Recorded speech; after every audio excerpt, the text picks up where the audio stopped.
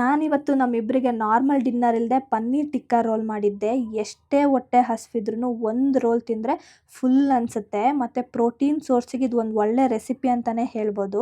ನಾನು actually roll ಒಳಗೆ stuff ಮಾಡೋಕ್ಕೆ ಕ್ಯೂಬ್ ಶೇಪ್ನಲ್ಲಿ ಕಟ್ ಮಾಡಿ ಇಟ್ಕೊಂಡಿರೋ ಪನ್ನೀರ್ ಜೊತೆಗೆ 2 ಸ್ಪೂನ್ ಖಾರದ ಪುಡಿ, 1 ಸ್ಪೂನ್ ಧನಿಯಾ ಪೌಡರು ಮತ್ತು ಕಸೂರಿ ಮೇಥಿ ಹಾಕ್ಕೊಂಡು ಚಂದ ಮಿಕ್ಸ್ ಮಾಡಿ ಇಟ್ಕೊತಿದ್ದೀನಿ. ಹಾಗೆ ನಾನು ಇದನ್ನು 10 to 15 ಮಿನಿಟ್ಸ್ ಮ್ಯಾರಿನೇಟ್ ಆಗಕ್ಕೆ ಬಿಡ್ತಾ ಇದ್ದೀನಿ. ಮತ್ತು ವೆಜಿಟೇಬಲ್ ಸ್ಟಫಿಂಗಿಗೆ ಕ್ಯಾರೆಟು, ಕ್ಯಾಪ್ಸಿಕಮ್ಮು, ಆನಿಯನನ್ನು ತಿನ್ ಸ್ಲೈಸಾಗಿ ಕಟ್ ಮಾಡಿ ಇಟ್ಕೊಂಡಿದ್ದೀನಿ. ನಾನು ಹಾಗೆ ಇದಕ್ಕೆ ಸ್ವಲ್ಪ ಪೆಪ್ಪರ್ ಪೌಡರು ಮತ್ತು ಸಾಲ್ಟ್ ಹಾಕ್ಕೊತಿದ್ದೀನಿ.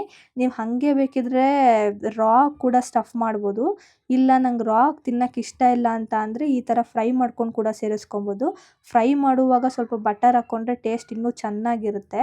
ನಾನು ಆ್ಯಕ್ಚುಲಿ ಇಲ್ಲಿ ಬೇಸ್ ಲೇಯರ್ಗೆ ಚಪಾತಿ ರೆಡಿ ಮಾಡ್ಕೊತಿದ್ದೀನಿ. ನೀವು ಬೇಕಿದ್ದರೆ ಮೈದಾದಲ್ಲೂ ಟ್ರೈ ಮಾಡ್ಬೋದು. ಶಾಪ್ನಲ್ಲಿ ತೊಗೊಂಡು ಬರೋ ಟೇಸ್ಟೇ ಸಿಗುತ್ತೆ.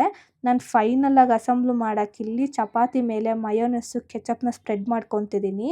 ಮತ್ತು ಸೆಂಟರ್ನಲ್ಲಿ ಫ್ರೈ ಮಾಡಿ ಇಟ್ಕೊಂಡಿರೋ ಪನ್ನೀರು ಮತ್ತು ವೆಜಿಟೇಬಲ್ಸು, ಹಾಗೆ ಸ್ವಲ್ಪ ಆನಿಯನ್ ಹಾಕ್ಕೊತಿದ್ದೀನಿ. ಆನಿಯನ್ ಹಾಕ್ಕೊಂಡು ರೋಲ್ ಮಾಡಿಕೊಂಡ್ರೆ ಪನ್ನೀರ್ ಟಿಕ್ಕಾ ರೋಲ್ ರೆಡಿ.